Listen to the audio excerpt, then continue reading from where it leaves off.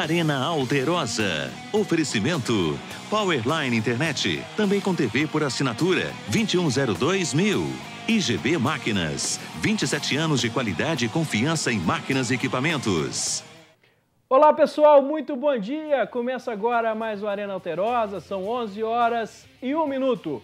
E hoje é um dia de muita alegria, porque nós vamos falar sobre a vitória de 2-0 do Carijó contra o Asa de Arapiraca, o jogo válido pela o jogo de ida, né? Dessas quartas de final da Série C. Quem chegar à semifinal avança para a Série B.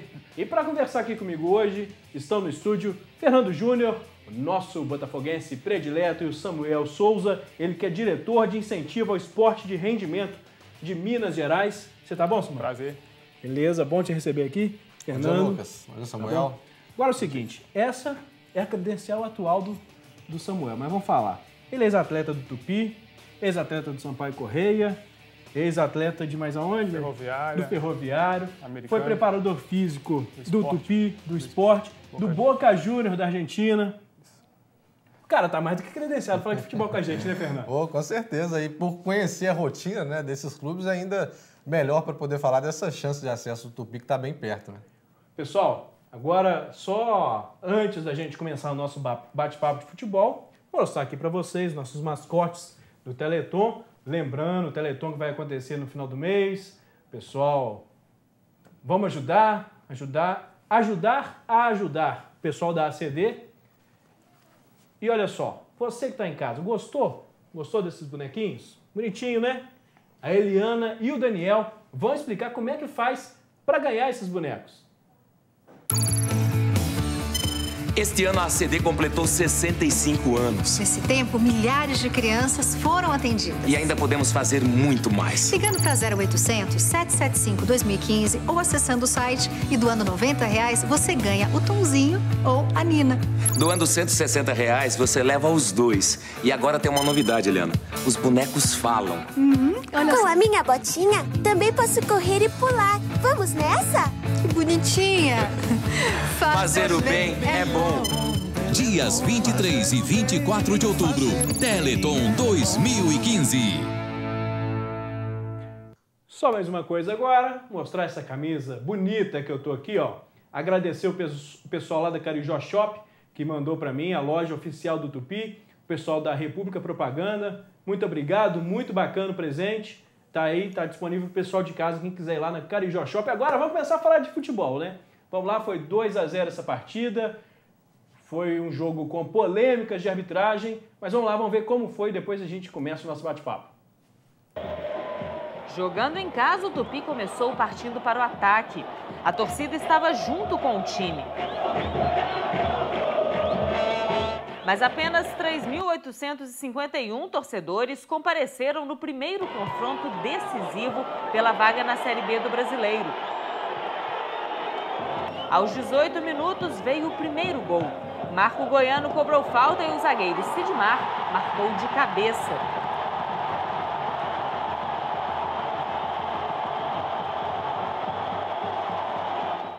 Gol em casa, refresco para Leston Júnior. A equipe Carijó teve outras chances. O Asa de Arapiraca também chegou junto. Chute de longe, salvo pelo zagueiro. Quando a bola entrou, estava impedido. Aos 37 minutos, em cobrança de falta, Marco Goiano coloca na área e jogador do Asa cabeceia para fora. Na sequência, Alex sofre falta perigosa. Mas a cobrança fica na barreira. O primeiro tempo fechou com um lançamento longo do zagueiro do Tupi. A bola caiu no pé do atacante na pequena área. No segundo tempo, o gol do Tupi veio aos 16 minutos. Marco Goiano cobrou o escanteio e o zagueiro Fabrício Soares deu o toque para o fundo da rede. Lance validado pelo juiz. 2-0 Tupi.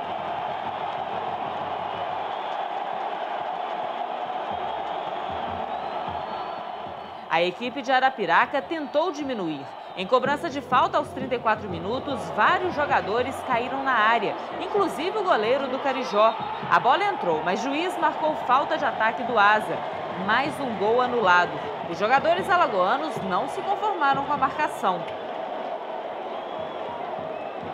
O Tupi fechou com a vantagem de 2 gols em casa. A partida decisiva entre Tupi e Asa vai ser no dia 19, uma segunda-feira, às 8h30 da noite, em Arapiraca, Alagoas. O vencedor desse confronto garante vaga na Série B do Brasileiro de 2016. É um jogo decisivo que terminou só o primeiro tempo. Nós sabemos que daqui 15 dias o jogo será muito mais difícil do que foi hoje. É muito bom, né, você poder contribuir também com gols, né, apesar que minha função é defender.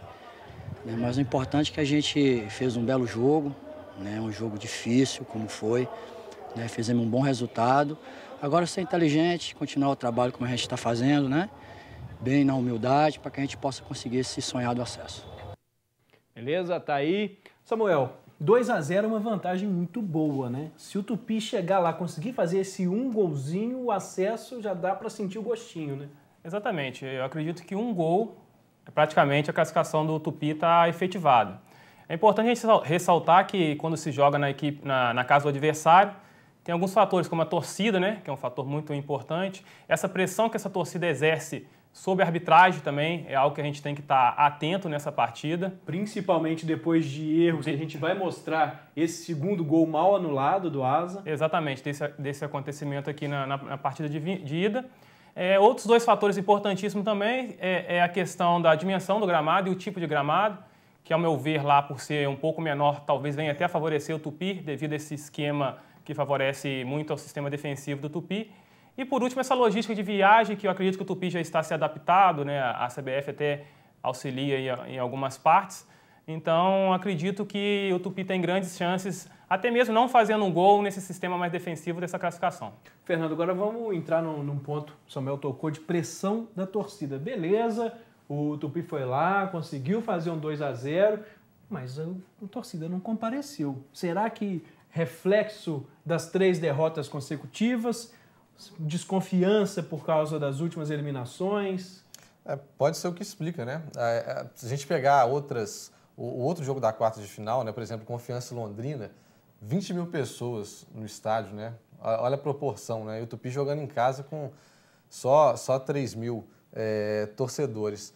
Mas eu acredito que se o segundo jogo, se o Tupi tem a possibilidade de definir, né, o acesso à Série B e a ida à semifinal em Juiz de Fora, com certeza o público pagante seria muito maior, né? Mas no momento que o clube precisa, né, desse apoio externo, vem de uma sequência de 3 derrotas, como você bem disse, e num jogo que você precisa fazer uma vantagem, já que você joga em casa, né, e depois vai decidir fora, o apoio da torcida se torna muito importante para quem está lá dentro, né? E o Tupi não teve isso ontem. Mas o melhor de tudo foi poder ver nos jogadores essa ambição de acesso à Série B, coisa que a gente não viu nessas últimas 3 rodadas, e isso se resume bem no resultado, nessa boa vantagem que o Tupi vai levar para o próximo jogo. Samuel, o Fernando está destacando a questão desses 20 mil no jogo do Londrina e Confiança. Na verdade, foi Confiança e Londrina.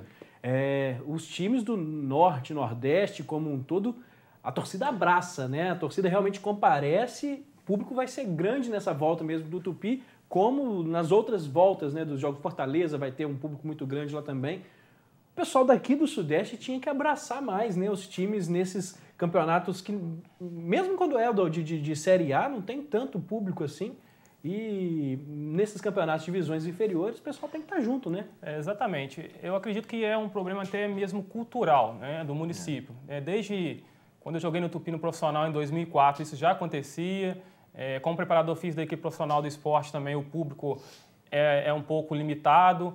Acredito que talvez nesses momentos, desde 2004, que eu acompanho mais próximo, os momentos que teve maior público foi o momento onde teve, digamos, um ídolo de nível nacional, que foi o Miller, até que a vinda do Romário, mesmo que por poucos dias também movimentou muito o treinamento do Tupi. Então acredito que é sentar a diretoria do Tupi com pessoas de referência no esporte aqui em Juiz de Fora e estudar algum novo formato de marketing que consiga trazer esse torcedor ao estádio, porque realmente o torcedor ele fica acompanhando, ele fica apreensivo no rádio, na rua, retornando, eles perguntaram quanto que foi. Então é uma questão de um marco, talvez trazer um ídolo que já está num valor mais acessível, que vai trazer experiência e fazer com que esse público compareça no estádio. Agora vamos entrar na questão da arbitragem. O Samuel estava falando da pressão que pode a torcida exercer sobre o árbitro nesse jogo da volta, e eu destaquei a questão desse segundo gol do Asa, que foi mal anulado. Primeiro vamos mostrar o primeiro gol do Asa que foi anulado. Esse sim foi bem anulado, havia a posição de impedimento. Tá aí vamos lá. Esse gol a gente vê o jogador, esse que deu o toque para o cruzamento para trás, ele é que está fora de posição. Na verdade, ele está lá fora do campo. E ele voltou para dar esse toque. Ele estando fora do campo, o que a regra fala? É como se ele estivesse na linha de fundo. Então, não tinha outro jogador além dele e além do goleiro que já estava à frente dele, não tinha outro que desse posição para ele. Então, isso aí bem anulado, né? Não tem muito o que discutir nesse gol. Exatamente, foi bem anulado, mas a gente ressalta a atenção do Bandeira nesse momento, né? Porque é um lance bem rápido, você vê que ele sai ali, saiu e já retorna para o campo, olha lá. Bem anulado, mas ressalta-se a arbitragem nesse momento. Esse aí valeu, um bom lance, foi um lance difícil e bem anulado. Agora tem um lance que a arbitragem influenciou. Foi um lance muito importante, foi o segundo gol do Asa. Na verdade, eu era até um voto vencido. Eu tô assim, gente, mas e o segundo gol do Tupi? Não era impedimento? Aí eu fui até olhar a súmula para ver para quem que o juiz deu. Como ele deu para o Fabrício Soares, então não tem impedimento, não vamos nem entrar nessa questão. Vamos para o gol do Asa. O segundo gol que o Asa marcou foi mal anulado, o juiz marcou falta, mas não tem falta nesse lance. Na hora que o jogador cobra, tá aí, há esse choque com o goleiro, aí no segundo lance, ninguém bate no jogador do Asa. E, inclusive, quem joga a bola para dentro do gol, salvo engano, acho que é o Bruno Ré. O Bruno Ré joga essa bola para dentro do gol, inclusive joga para dentro do gol com o braço. Não houve falta nesse lance. Lá no estádio, você que estava lá vendo o jogo, Samuel, o que você conseguiu perceber nisso aí? Foi um lance bem confuso. Para te falar a verdade, num primeiro momento eu não consegui discernir se realmente foi legal ou se não foi. A gente conseguiu observar que a bola bate na mão. A gente não identifica se é do atacante ou até mesmo do defensor do Tupi. A gente pode observar ali que o árbitro estava bem próximo do lance, né? Logo ele corre em diagonal e você vai ver que logo assim que a bola entra, ele já aparece ali na tela, ó. Então, realmente foi uma falha, mas felizmente para o Tupi, manteve-se esse 2-0, que é importantíssimo para o jogo de volta. Não ter levado esse gol, Fernando, vai fazer toda a diferença, né? Toda a diferença, principalmente pela competição levar em consideração o gol fora de casa, né? O gol marcado fora de casa. Agora o lance, todo lance que envolve o goleiro ali perto da pequena área, dentro da grande área, ele já é meio tendencioso, né, a arbitragem marcar ou uma falta a favor do time que está defendendo. Enfim, é um lance muito confuso. Mas a falta ele deixou seguir, não foi nem no trombado do goleiro, foi o lance seguinte, né? Realmente não foi nada, né? Prejudica o Asa, né, que poderia fazer um gol fora de casa, ou seja, o gol fora e se por acaso fizer 1-0 lá, faria toda a diferença, né? Mas acho que o mais importante, Lucas, é o que a gente comentou no início, né? Essa ambição do Tupi, que o Tupi teve nessa partida, coisa que a gente não via nas últimas rodadas. E quem assistiu o jogo ontem, anteontem, no sábado, passou a ter a confiança que não estava tendo nessas últimas rodadas, né? E você fazer 2-0 jogando em casa, aproveitando bem essas bolas paradas, né? Já que o Tupi não é um time assim, de tanto toque de bola, para chegar com muita criatividade, já que a parte defensiva é a característica que mais se destaca no Tupi. Jogando lá, né? E marcando, não tomando gol, já que esse talvez seria até o objetivo jogando em casa, já que estava com medo de tomar gol, se torna menos difícil a tarefa de passar pelo Asa jogando fora. Beleza, agora é o seguinte, a gente vai para um rápido intervalo, daqui a pouquinho a gente volta para falar sobre a Série A do Campeonato Brasileiro. É rapidinho, não sai daí, pessoal.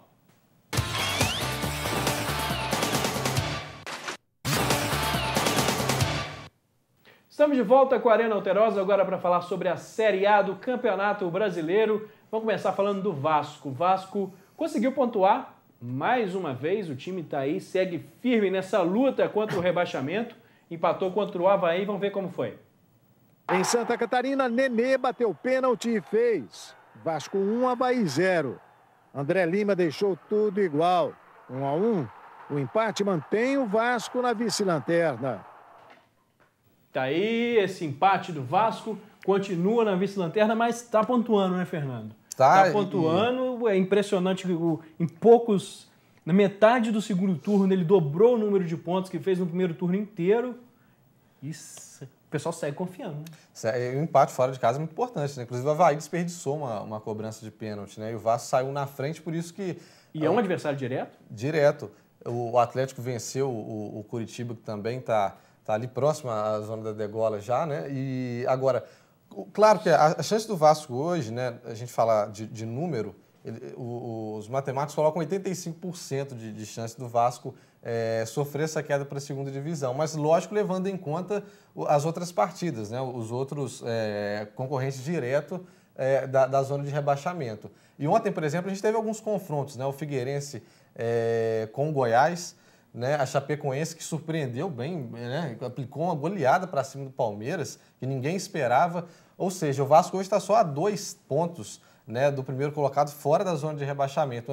Uma situação que, se a gente pegasse o quê? Um mês, já seria quase impossível, né? Eu tô achando que você está enganado, não são 6, não? O Curitiba perdeu ontem, né, para o Atlético. Se não me engano, 4 pontos de diferença. Hoje o Goiás, olha só, o Vasco tem 27. O Goiás, que é o primeiro, tem 31, né? São 4 pontos, de distância. Ou seja, uma vitória e um empate. Né? Então, por isso que a chance de 85% parece ser assustadora, mas a verdade, né, faltando essas rodadas, ainda há tempo hábil para a equipe sair dessa situação. Se analisarmos somente o segundo turno, o Vasco estaria na 12ª colocação, né? Pontuação somente segundo turno. Então, eu acredito que uma reação muito, muito boa. Se a gente analisar o resultado em si, um empate fora de casa é um bom resultado. Agora, eu particularmente já acredito que o Vasco, na situação que está, ele não pode perder pontos. São 6 pontos aí. O Curitiba tem 33, o Vasco 27. 6 pontos. Exatamente. Então, nessa situação... Não, era porque, na verdade, o Goiás é o último, né? O primeiro... Você está comparando com o Goiás. Com o Goiás, para ele poder passar o Goiás, né? O Curitiba ontem sofreu uma derrota de 3-0 para o Atlético Mineiro. Não adianta só passar o Goiás, tem que passar obviamente que tem que passar, tomar a posição que hoje o Curitiba ocupa, né? Que é de 33 pontos. E ontem perdeu em casa por 3-0, ou seja, é uma somatória que colabora para o Vasco subir na tabela, né? Agora bola para frente, tem mais assunto para a gente falar, só que antes disso a gente vai falar de internet e de TV a cabo. Se você quer uma internet de qualidade que vai até você e os melhores preços de TV a cabo, ligue hoje mesmo para a Powerline. A Powerline, que já oferece internet em Juiz de Fora em várias cidades da Zona da Mata há 19 anos, lança agora a TV por assinatura com os principais canais em HD. E você pode escolher só internet ou só TV, ou melhor, TV mais internet. A Powerline te dá a liberdade de escolha, olha só. João sai do trabalho e leva um tempão para chegar em casa, mas quando chega, fica feliz de contar com a Powerline. Ele não abre mão de internet de qualidade. A Ana, vizinha do João, contratou TV por assinatura da Powerline e garantiu a diversão da criançada. O Marcos, que mora no centro, tem TV mais internet da Powerline. Enquanto ele assiste futebol, a namorada vê séries pela internet de fibra, com altas velocidades e os melhores preços. Powerline, a liberdade de escolha continua. 2102-1000. Tá certo. Agora, vamos continuar nosso bate-papo sobre futebol. Vamos falar agora do Flamengo. Já recebi uma mensagem aqui, tem um flamenguista fiel aqui ao nosso programa, que é o Cleiton. Mandou uma mensagem falando da vitória do Vasco. Vamos ver do Flamengo, vamos ver primeiro como foi essa vitória do Flamengo. No Maracanã, o Flamengo não teve dificuldades para vencer o Joinville. Ayrton acertou o ângulo e abriu o placar. Gabriel ajeitou a bola com a mão, o árbitro não viu e o meio-campo encobriu o goleiro. Final, 2-0. Bonito esse segundo gol, hein? Agora já vou começar com essa pergunta do Cleiton. Ele já logo manda uns 2 pés no peito. Quem vai ficar com a 4ª vaga do G4, já pensando que Corinthians, Atlético e Grêmio já estão praticamente garantidos. O flamenguista passou o Brasileirão todo assim, né? O Flamengo perde quantos pontos faltam para chegar na zona de rebaixamento? O Flamengo ganha, encosta no G4. Né? A gente estava vendo aqui a situação do Flamengo hoje. Está a 2 pontos do Santos, né? Que é o último colocado do G4, que é o 4º colocado do Campeonato Brasileiro. Está perto, né? Pode o Flamengo assim. chegou a ficar no G4. Chegou a ficar no G4. Rápido, mas chegou, né? Agora, não vai demorar mais 4 anos para voltar, não, né? Pois é, a posição hoje é o sétimo, né? É o sétimo. O Santos, que é o 4º, tem 46. Palmeiras levou de 5 da Chapecoense ontem. É o resultado surpreendente da rodada. Então o Flamengo está encostado, está pertinho ali. Eu acredito que nessa parte final o fator determinante aí vai ser o elenco. Né? As equipes já vão estar desgastadas fisicamente, né? Também é outro fator relevante, né? Não tem como a gente saber qual a equipe que está mais preparada fisicamente, que fez uma boa pré-temporada, mas esse fator do elenco vai ser fundamental. Olha só, o Santos, que é o 4º, o São Paulo, que é o 5º, o Palmeiras, que é o 6º, tem Copa do Brasil ainda. Exatamente. Né? Para cima não tem mais Copa do Brasil, foi todo mundo já eliminado. O Flamengo também já foi eliminado. Então, esses times vão ter um desgaste ainda maior. Muito maior, né? Então, tendo em vista esse fator, eu apostaria no Flamengo com essa 4ª vaga, porque a parte física, nesse momento definitivo, ele é fundamental, né, para poder, principalmente na segunda etapa das partidas. Então, eu apostaria com essa 4ª vaga, até mesmo pela torcida, né? A gente falou do peso da torcida, da camisa, então, para mim, tem uma preferência. Agora vamos falar, então, do quarto colocado, que é o Santos, que venceu o Fluminense, que conseguiu se classificar no meio da semana na Copa do Brasil, fez um grande favor de eliminar o meu querido Grêmio, mas tudo bem. Aí foi jogar contra o Santos, perdeu de 3-1 e o Santos acabou entrando no G4. Vamos ver como foi. O Santos atropelou o Fluminense e entrou no grupo dos 4 melhores. O goleiro Diego Cavalieri tentou afastar, mas a bola bateu em Lucas Lima e foi para o gol. Peixe 1-0. Marquinhos Gabriel ampliou. O terceiro foi de Neto Berola. Robert ainda descontou, mas foi só 3-1. Tá aí esse 3-1. Só aproveitar aqui agora, rapidinho, mandar um alô pro pessoal lá de Vista Alegre. O Cadu mandou uma mensagem aqui pra gente, falou: tamo junto com o Tupi. Tamo junto, todo mundo com o Tupi, na verdade. Fluminense. Zé Urso tá ali, chiando, reclamando, falando que 3-1 não é atropelar. 3-1 tá, não é tão atropelar assim não, mas foi meio campo, né? Ou seja, atropelou, passou por cima. Agora, o Fluminense acontece algumas coisas, né, que a gente não consegue entender, que a gente já vem falando aqui também. São jogadores, por exemplo, o Wellington Paulista ontem fazendo uma função que não é a dele. O Wellington Paulista, que é um centroavante, né, um jogador de referência dentro da grande área. Ontem quem assistiu o jogo viu o Wellington Paulista, tem hora que puxando contra-ataque. Né? O Marcos Júnior, estou cansado de falar aqui já, que é um jogador muito rápido, talentoso, né? Moleque da base. E você vê o jogo do Fluminense, você vê o Marcos Júnior marcando toda hora. Né? Então o Fluminense ontem não conseguiu criar, não jogou bola contra o Santos. Né? O início da partida, eu confesso que me assustou. Eu vi um time muito apático. Parecia que ia tomar uma goleada. Eu cheguei a lembrar até do Brasil e Alemanha, sinceramente, naquele primeiro momento ali. Depois a equipe se portou um pouquinho melhor. Se a gente analisar nesses dados de segundo turno, o Fluminense estaria em último colocado e estaria caindo para a segunda divisão. O segundo turno do Fluminense foi muito mal. Não sei se só o Ronaldinho seria um fator relevante para isso, uma queda, porque é um turno inteiro. Ele jogou pouco demais para a gente chegar a essa conclusão, né, de que ele seria o motivo principal dessa queda do Fluminense no segundo turno. Agora vamos falar dos mineiros rapidinho. O Cruzeiro empatou em 0-0 com o Grêmio. Esse jogo foi aqui em Minas.